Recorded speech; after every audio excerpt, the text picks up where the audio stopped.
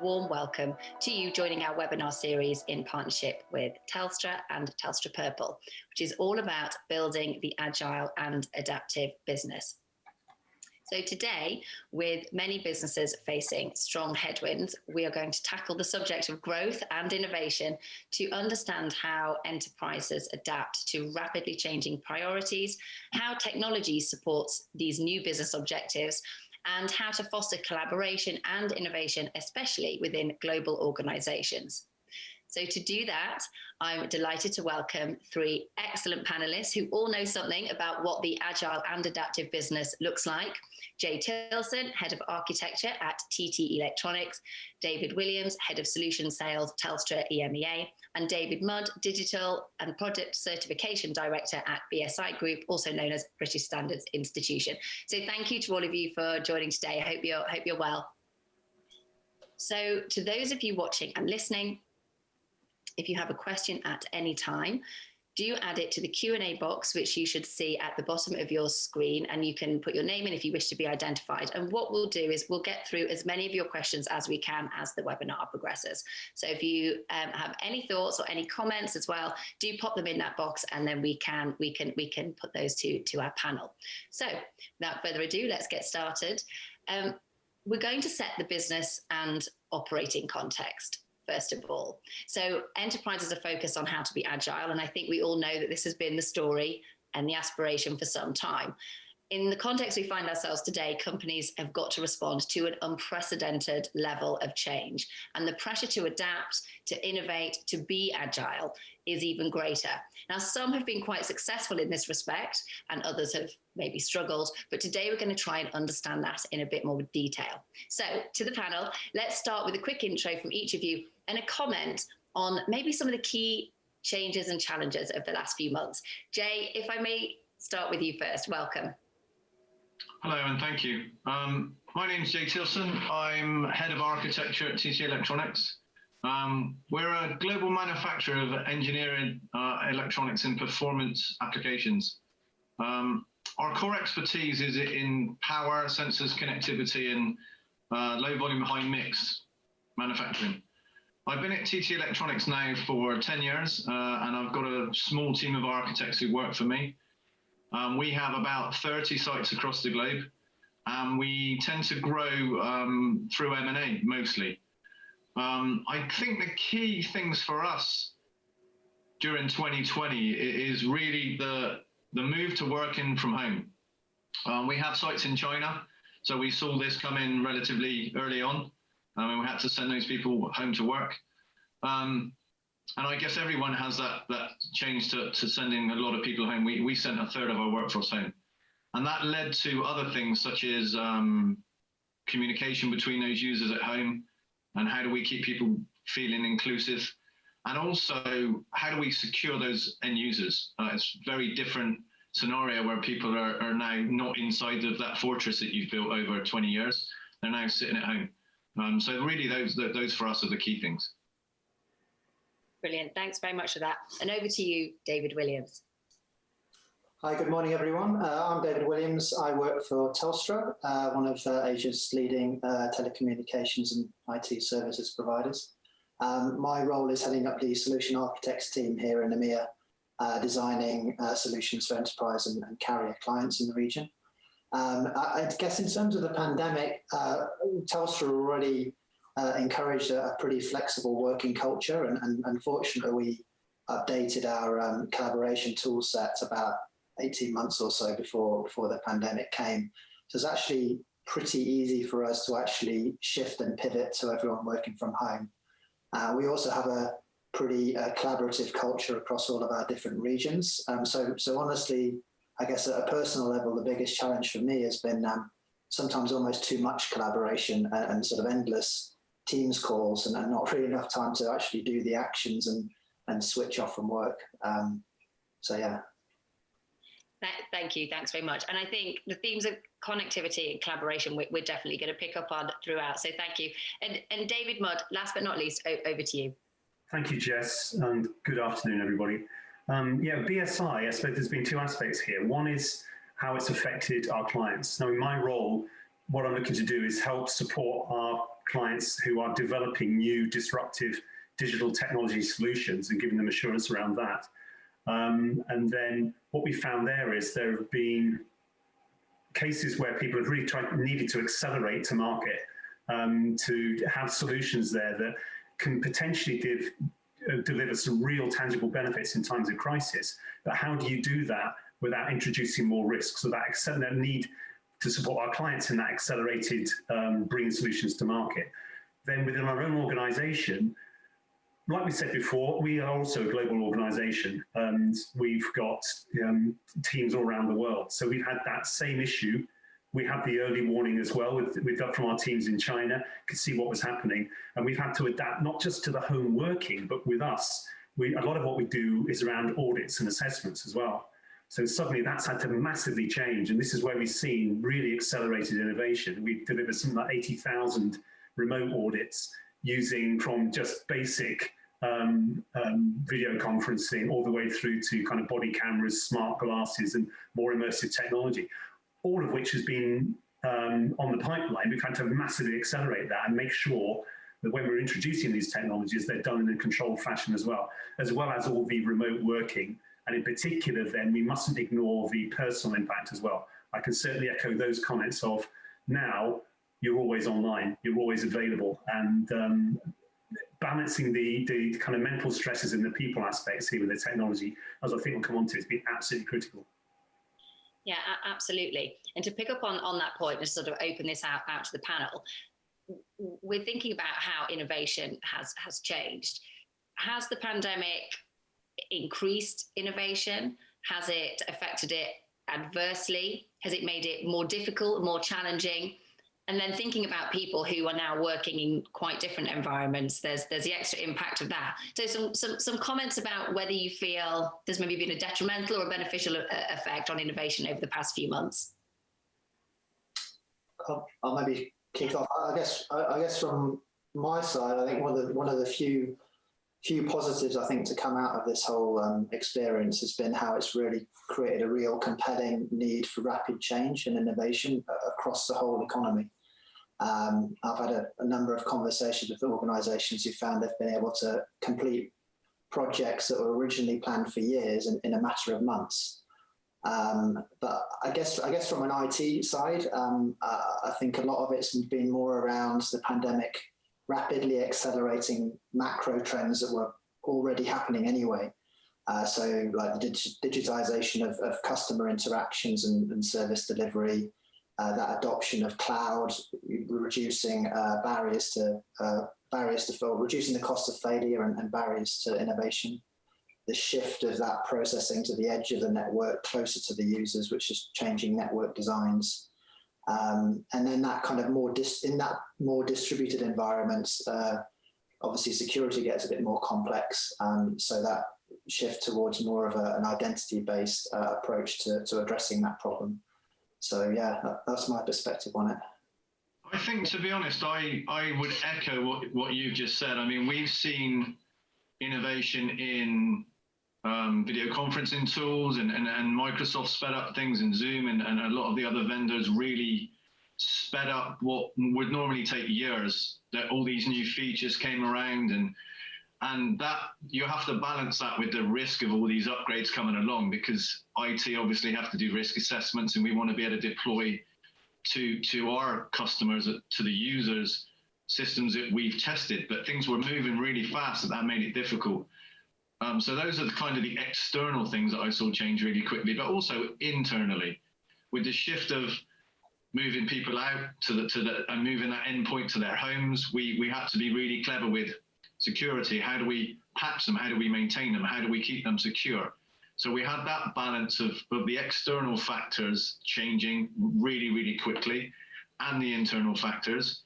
And also on top of that, some of the projects we'd already started back end of 2019, early 2020, we were rolling out SD-WAN, we were replacing our legacy VPN.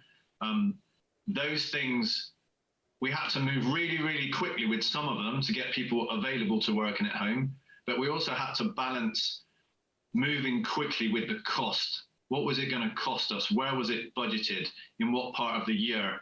Do we pull these things forward? What are we going to do with the financial? So it's that balancing act that we really have to be careful with. But I think a lot of companies have done a relatively good job in that. But I wonder what the outcome will be in 6 to 12 months when they look at their budget, they look at security and what those changes have been. I would agree, Jay. I think there's a lot of change that's happened, and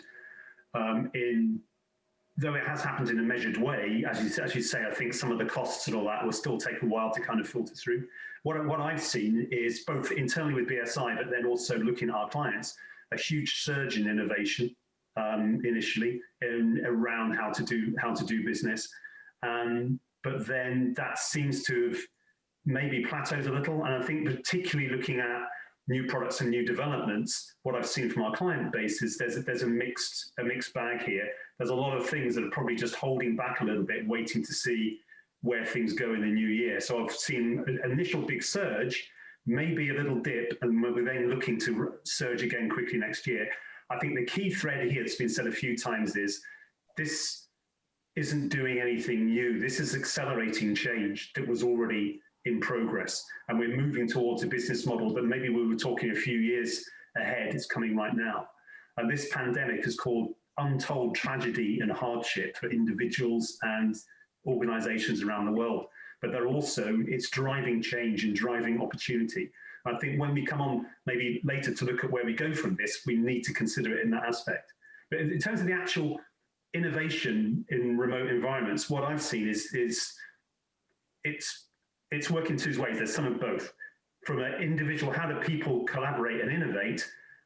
What you can't beat having a team of people together in a room interacting with each other. And that, I feel, will have more and more impact. We need to be mindful of that with that move to remote working. But I now collaborate more with my colleagues in Texas, Canada, Japan, Singapore, as a few examples, than I was doing before. So I think we've got to, again, balance the benefits here. There are some real benefits in collaboration wider on a global perspective. What we've got to be mindful of is we're missing some of that innovation in terms of that interaction, that human interaction, which, I don't know about you guys, but I've tried the virtual whiteboarding and this kind of thing, and it's just not the same. And that's the one area of risk I see with this kind of mass migration to remote working. Yeah, I'd agree with that. There are some pretty good kind of virtual whiteboard tools, but it's just not quite the same. The flow. I think when you're on a video, you often feel like you're on stage a lot more, and you kind of feel a bit more of a pressure to talk. Whereas in a more natural environment, you can judge the flows a bit better. I've also heard today that, again, I haven't got the scientific basis for this, but the way your body processes information, you're used to picking up a load of signals when communicating with each other. And in many ways, you're better off the old tech being on the phone. When you've got partial visual signals, but not everything, your body's actually working much harder, and it becomes much more tiring to sustain that team interaction, mentally more stressful and tiring than it does where you're all sitting together in a room, apparently. Yeah, absolutely. And I think when we explored the modern workplace and what that looked like in a previous episode, that is something that technology probably cannot solve. And these longer term people impacts, I think, are really only just beginning to play out in full. To go back to pick up on something that you said, David, about the global, about sort of global collaboration, I want to dig into that just a little bit, because lots of organizations want to expand their global presence. They're looking for opportunities to grow. I know this is something clearly that, TT Electronics has done, rapidly over the years, and they're challenging operating conditions at the moment. And things, as you say, have accelerated, and the nature of IT infrastructure, how we connect people, and that model is changing.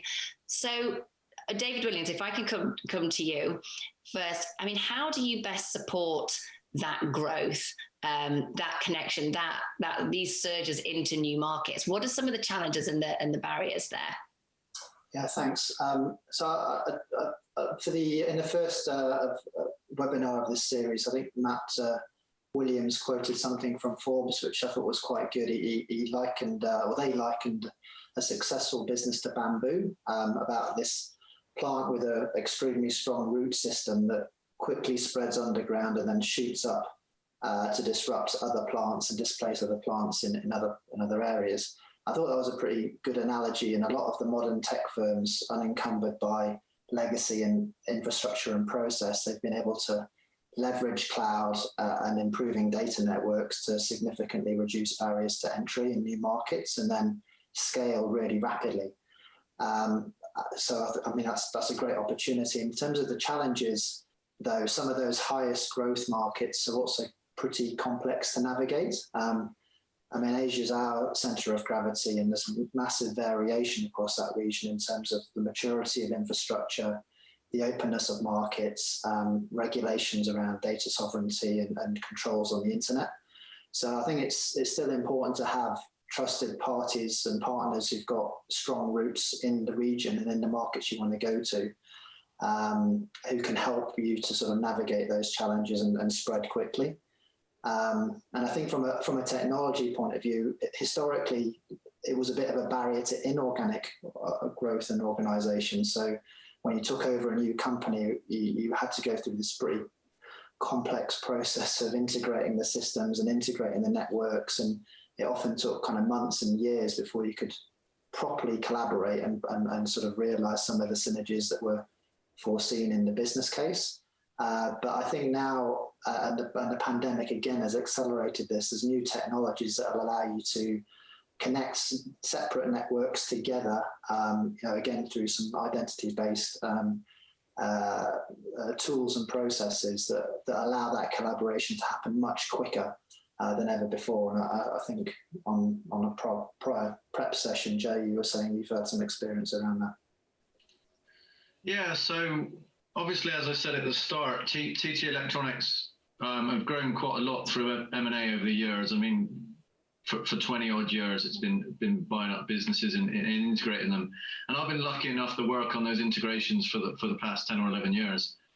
And we've moved from having to deploy MPLS circuits into sites. It would take 3, 6, 9 months, depending on the region, to move into more of an SD-WAN approach, which still required circuits in most cases and devices.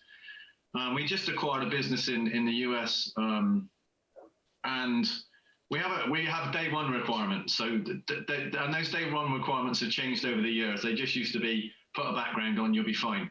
Now we want email integration. They need to have a TT Electronics email address on day one and all of that kind of things. But we really struggled this time because we couldn't get people on site to deploy the SD-WAN systems. I mean, obviously you can't do anything generally until day one, but the engineers couldn't go on site because the area was a high risk case of COVID. We were supposed to go on site with an IT team, and I found out 2 days before we acquired the business, we were not allowed on site. Nobody was going on site, but we still need to deliver everything on day one. They still needed email integration, et cetera, et cetera. So we really had to think on our feet. I've got a group of architects that work for me, and they've all been doing this kind of 10 years. So they work all over the globe. So we got together on a call. We're like, okay, how are we going to deliver this on day one? What clever solutions can we come up with on day one to get this working? And I alluded to this earlier, that there's a risk in that. We're going off of our standard process. We're not doing the things we've always done before. And architects love that. IT people love just going, oh, this will work, this might work, that might work, which is great until things break. And you don't want them breaking in a new company that you've just bought on day one. So we did. We came up with a clever solution using the VPN tool we use to join the networks together, to join the domain controllers together, and to do kind of an Active Directory trust and be able to migrate the users. And I was really impressed with the way my team thought on their feet. And I was really impressed with the way the business thanked us for doing that. They actually didn't think, with us not being on site, that we would be able to deliver. But we did. And that showed that IT teams can come up with very clever ideas. And also, we've reached out to the vendor of the product and told them we did this. And they were like, oh, we haven't thought of that. That's a very clever tool and a clever way of doing it. So for us, if we hadn't have been able to do that, it would have really hurt us. We acquire strategically, we acquire businesses to go into new markets, to grow markets, to do those things.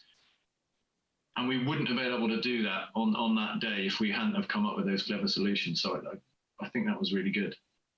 And Jay, it's interesting, isn't it, that I know it'll be a phrase you've heard before, that the ICT as a group tends to be the forgotten heroes. You do everything perfectly, nobody notices. Anything goes wrong, you're first to get kicked. What I've seen is, generally speaking, within organisations, it certainly was within ours, they absolutely came to the forefront and were recognised, from the kind of CEO down for an outstanding contribution in enabling us to have that quick reaction and be able to react effectively. And I think it has been a time when ICT groups have really kind of been able to shine within organisations when they have been able to work effectively. What I have seen though is where the areas, when we're talking about the globalisation part, and then it's also looking into that vision then of shared data and that collaboration across organisations and industries. That's what we're seeing as the real the real kind of goal for that digital business and digital way of doing business. Besides the technical and logistical challenges, I think David already mentioned some of that. There are a lot of issues around, particularly around data, that start with sovereignty, governance, provenance, privacy. All these issues, they have different priorities in different regions. There are different cultures. In some cultures, the state takes precedent. In others, the individual takes precedent. In others, the business takes precedent. And when you're trying to then scale this either globally within your own organization or more critically to collaborate further, it's not just the technical and logistical challenges, it's these other less tangible and more varied issues that are either cultural and go into regulatory as well, that become real obstacles, I think, that we're going to need to really focus on and start to break down to make real that new digital business world that we're all charging for. Yeah. Jay, David, any comment on that before I turn to a couple of questions? No, I think that's dead right. One thing I've noticed throughout my career, just on that kind of aspect, is that companies every couple of years, I don't know, coinciding with maybe a change of CEO, I'm not sure, but every couple of years you kind of go from this centralization of control to decentralization and then back again, and one sort of, and then that sort of echoes a little bit what we're saying, but I think to maximize the growth, you have to decentralize to some extent, and I think the tool set and the kind of the remote working to some extent, I think will make it easier to put in place certain guardrails and policies that allow that proper delegation of some aspects of responsibility to regions and decentralized, but still retain some level of control and visibility so that things don't go completely out of control. So I think that's probably going to be the solution to that that we're starting to see emerge. Yeah, and I think, to be honest, for us being a manufacturing company, it's very easy for kind of office-based people, well, not easy, but easier for office-based people and that to work at home, and because a lot of that communication was in meetings anyway. But we manufacture stuff. We have manufacturing plants where people have to go in and make stuff. So we have had questions where everyone that's at home has the flexibility or has been having the flexibility to homeschool children, and all of that balance and all of those things that come across for being at home throughout all that period with the children, with the dog, with everything else that's going on. We have been questioned by the people who are in the office, still having to work the shifts, still having to do their normal hours, saying, where is our balance? Where is our flexibility? And as a business, I think we've done very well. We have allowed there to be changes in shift and to work different hours and to work at night if you had children, etc., etc. But I don't think it's one size fits all. I think for a lot of the big tech companies, it's very easy to do that. For manufacturers, it's maybe not so easy. So I see there being kind of a leveling period going on at the moment. I know a lot of the big companies are saying, or the tech companies are saying, no one ever needs to come back. We are going to completely decentralize. People are going to be working at home.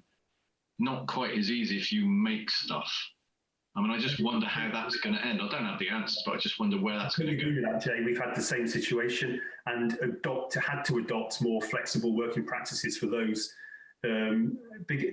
Because again, there's been all kinds of different stresses here. There's stresses for those who've been told, right, you've got to work from home, who actually need and enjoy that interaction. But also, as you said, there's, we're the forgotten heroes kind of still in there. We've had teams working, not forgotten, but it seemed to me there was a big focus on it, all those who could work from home, and teams working, testing and certifying things like PPE and stuff like that, they're doing shifts working around the clock and this kind of thing then as well. So we really had to make sure, as you see, we kind of balance those rights and all that kind of thing. It's absolutely not a one solution fits all. And we need to look at that holistically. Where can it done? Where can't it be done? Where it can't be done? What's the impact on morale for those people who see other work models being available to others within the organisation? I totally agree. I think it's a critical point. Yeah, absolutely. And actually, to come to a couple of questions, because I want to cover and go back to something that you mentioned, Jay, about budgets and costs, because that is a critical part of this discussion. But then also I'd like to return to manufacturing as well, because we've had a really interesting question about autonomous manufacturing and what the future may hold there. So firstly, from Gary George, now he asks, do you believe that the changes that were once nice to haves or desirable and then became must-haves, which I think has happened this year, certainly. So boards have had to change the budget allocations and apply the necessary budget in the resource in the areas where IT always wanted to previously. So do you think there's been a bit of a vindication there? I would say for us in TT, like I said at the start, we were in planning this year to do SD-WAN and replace our VPN. In January, we'd planned to do the VPN over the whole year and split that cost.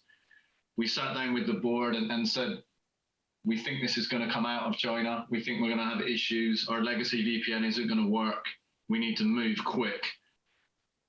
And we'd already done a proof of concept, and within an hour, we got sign off to do it. So we did. However, what I think has been the key thing for me in TT is it takes a long time for an IT department to get buy-in from a board of directors or senior management. And the senior manager, from what I've seen, tend to change more often than your IT team. And therefore, you go through that process kind of every 3 to 5 years of trying to convince the people, senior people, that IT is worth investing in and that we offer value for money. When we sent everyone at home, to home to work at home, the IT team was given a bonus for doing that and doing it well, because our senior team had spoken to their peers and their peers had said it was hurting them and they hadn't been so successful. The numbers weren't huge, so don't get me wrong. We're not all driving Ferraris now, but it was a really nice pat on the back. But for me, being a strategic leader in the business, it's more the case that ever since then, things that I've taken to them to get agreement on have been a lot easier to get approved. I need this to secure the endpoints. I need this to make collaboration better. I need this to speed up remote access. And instead of having to jump through, and rightly so, having to jump through all those hoops and get that approved and to do cost modeling and all of that, it's been a lot easier to say, can we do this? Because now they realize that if it wasn't for the IT team early doors, I think they would have been in a lot worse shape.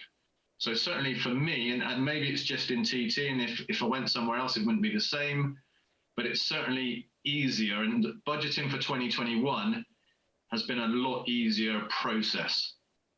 And yes, we still have to balance the books. It's not been a great year. Profit and revenues aren't is where they should have been, etc. But it certainly seems easier, and I hope that answers the question. It really does. Thank you. I mean, and David Williams, David Mudd, and any thoughts about that? Because that seems like a very good development. Clearly at TT Electronics, but I suppose this the confidence and maybe autonomy in terms of IT decision making, perhaps. Don't know if you'd agree. From my perspective, one of the key things for us is organizational resilience, the ability for an organization to anticipate, respond, and adapt to change. And any kind of decision about investment is all related to the ROI, the return on that investment. And that's then a balance between the risks of not doing, the benefits of doing, this kind of thing. So a responsible organization, it might say, I think the phrase before was, this was a nice to have and we couldn't get it through. If you're looking at that resilience, what you're saying is then, okay, the situation has changed, the risk balance has changed, and what before was a nice to have now becomes essential, therefore becomes much easier to get that through. I think the key thing for an organization is to balance that resilience. There's always a trade-off between keeping things as lean as possible and then building in a whole load of contingency. And I think it's that risk appetite. Where do you sit on the continuum between streamlining your business to be as lean and efficient as possible and maybe putting as many contingencies in that maybe become burdensome from a cost perspective? So for me, it's if a good C-suite should be looking from that resilience perspective and working out where they need to be and being maybe a bit flexible depending on the risk appetite at the time and scenario. But you should always be balancing then that continuum, one end of being lean, mean and super efficient and only signing anything when it's absolutely necessary to clear ROI, and the other one of being maybe so much the other way of having contingency that you're losing that efficiency. David Williams, any comments? Yeah, I mean, I think just validation of what Jay says. I'm in my role, I'm kind of fortunate to speak to a lot of IT directors and CIOs, and they're saying very similar things, that it's allowed them to sort of really prove their worth and get not that they didn't already have a top C, but it's kind of increased their influence on the business. And I think everyone's sort of recognizing that without the IT teams, the business just wouldn't function. So it's giving them a lot more scope to get what they need. I think in terms of budgeting, what we're seeing internally is actually that's taken a far more agile approach, in the sense of you kind of have to have an annual budget and everything, but because of the speed of change, and then because you can't just launch products in 2 years' time, because by then the whole thing's changed anyway. It's sort of more sprints and more sort of, you've got a budget, but you're sort of making priority decisions on a more rapid basis, with regular retrospectives on how that's going. So it's a more agile approach to budgeting. And in terms of like balancing the books, I read a McKinsey report recently that was actually saying that apart from in health, spending on innovation has dropped significantly as a result of the pandemic. And so I was sort of reading that in preparation for this session, thinking, okay, what does that mean? Because we've all just talked about how much innovation we have seen. So maybe it sort of means that we're doing really good sort of tactical use of existing tools and finding smart, clever ways to deliver outcomes quicker and cheaper. And maybe we, some of these big spending on big projects that were supposed to be innovation, maybe they, not saying they were wasted, but maybe that just needs to be rethought in the way that is spent in future, or we take a more agile approach to looking at that spend. Yeah, absolutely. And I think another theme has come up, as you've alluded to there, is the pressure to get ROI from technology investments in really quite short timeframes as well. I think is certainly increasing. So a number of challenges there. I want to come to a question. This is from Khalik Siddiqui, because it touches on security. And as we know, that the security context has very much changed. And Khalik asks, do you feel security will be an issue long term? Because during the pandemic, there's been a real change in mindset towards security perception. And you mentioned, I think, David, to this point, on the regulatory side as well. So how will some of these issues play out, either on the regulatory side, but then also internally, some of these security changes and challenges that we're seeing?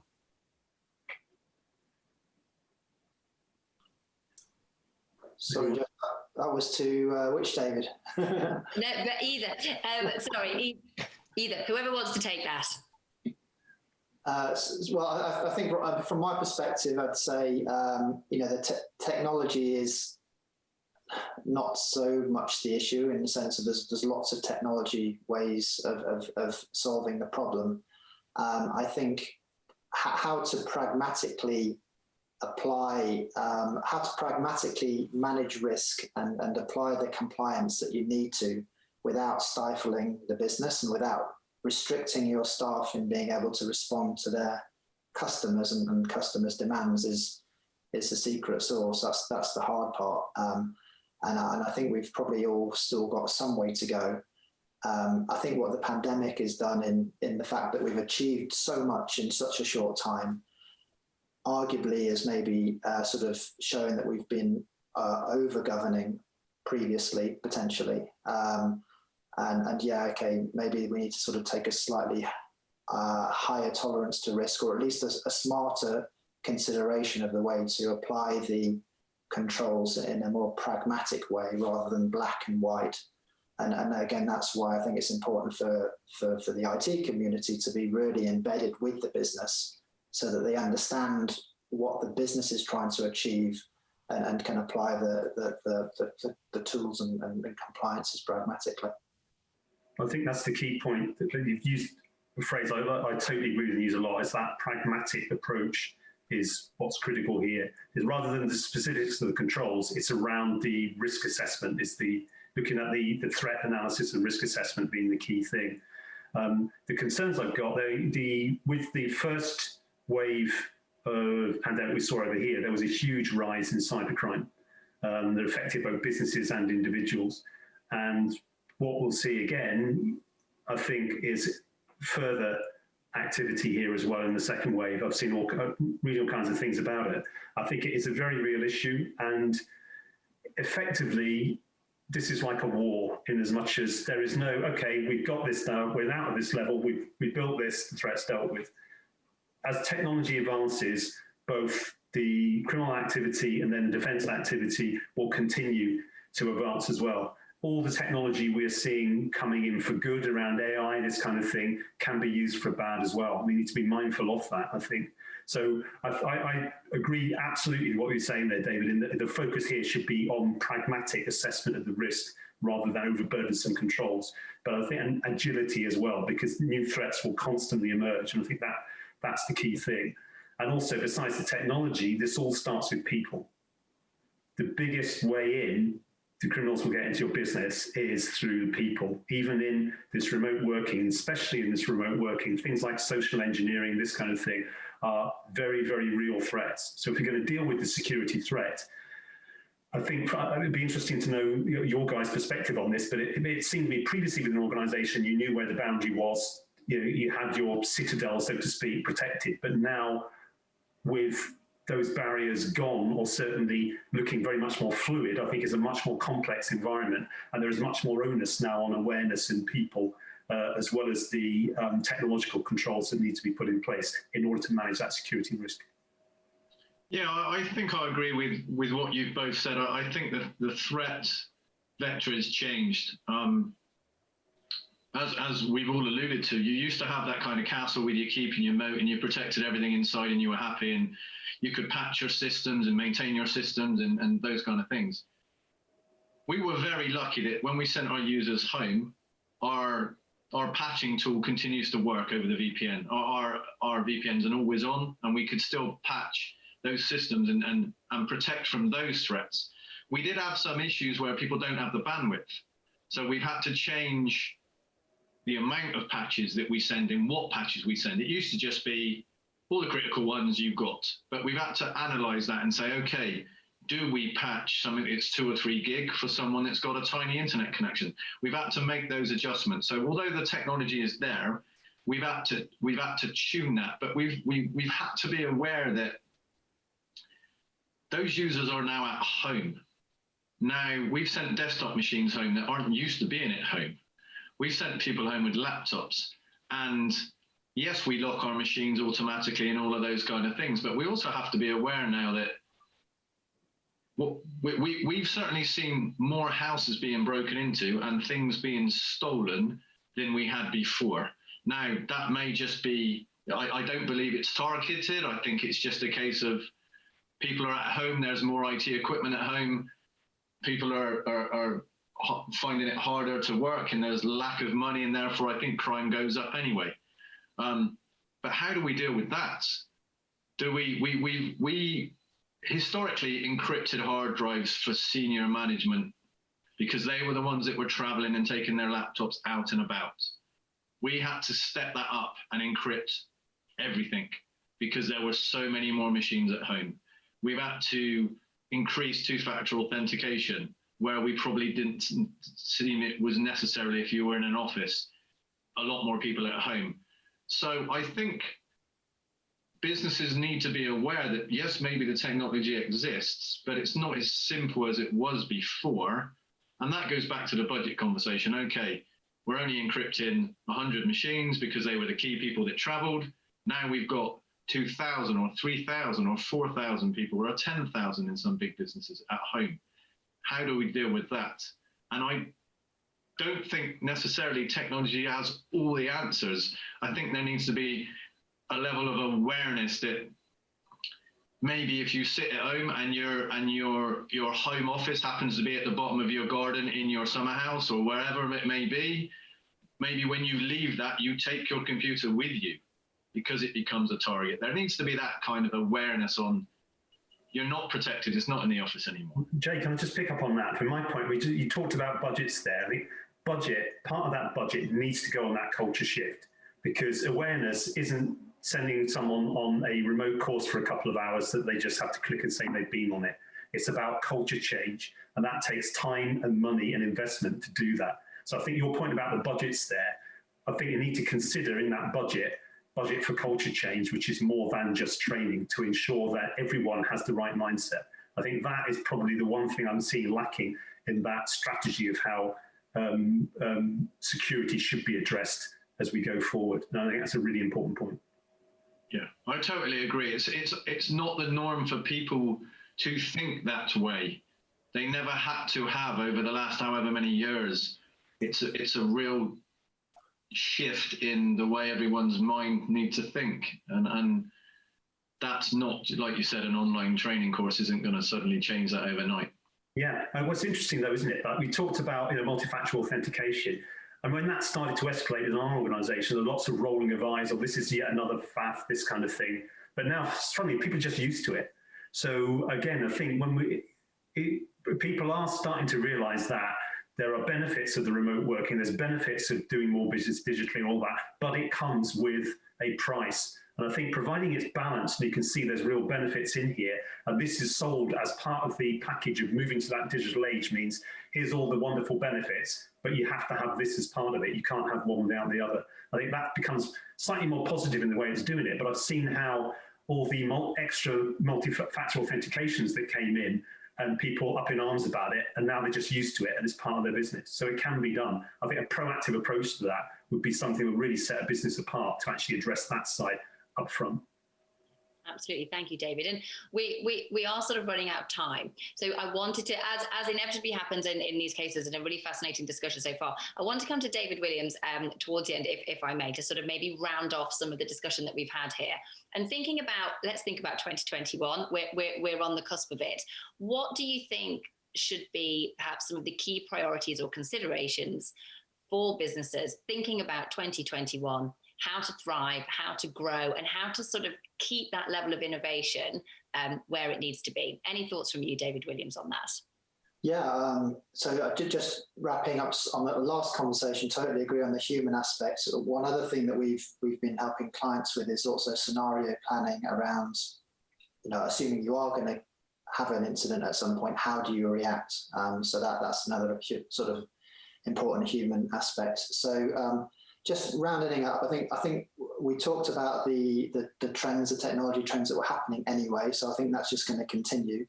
And I think a lot of the focus has got to be around skills. So what skills you have in the team and also the mindset around that.